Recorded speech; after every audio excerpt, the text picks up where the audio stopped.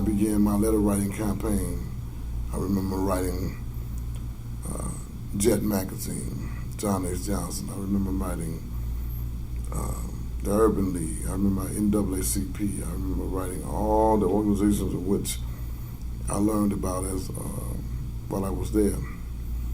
None of them responded. And I finally got a lawyer. His name was Ted Godfrey.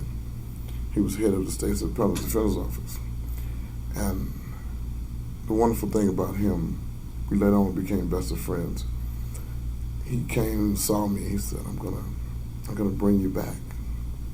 Just believe me, I'm gonna bring you back. In 1980, he won the right for me to have a new trial.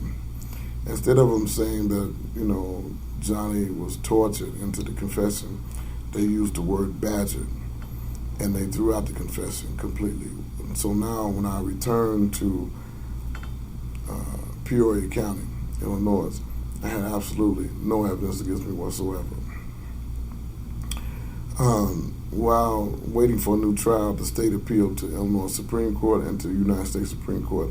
The United States Supreme Court of America rejected both the state's appeals. And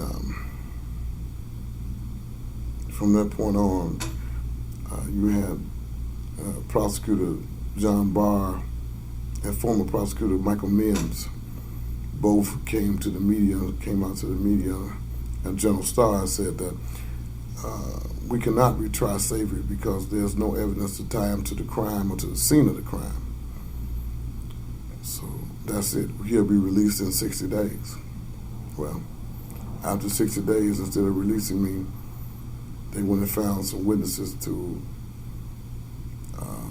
testify at the second trial that I had made admissions to them about the murders the day of the murder.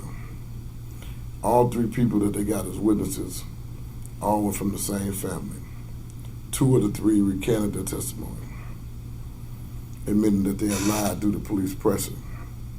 Still no matter, the court still accepted their testimony as truth, despite that they did not testify in the first trial because they knew nothing.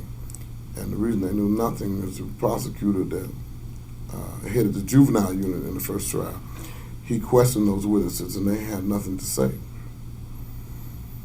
So I was convicted for a second time. Once again, all white jury, no minorities, no blacks, no people of color allowed into the jury pool at all. But I never raised any issues about race because the detectives in my case were black, and it took both the police office and the state attorney office both worked together to use me as a scapegoat to cover up this crime.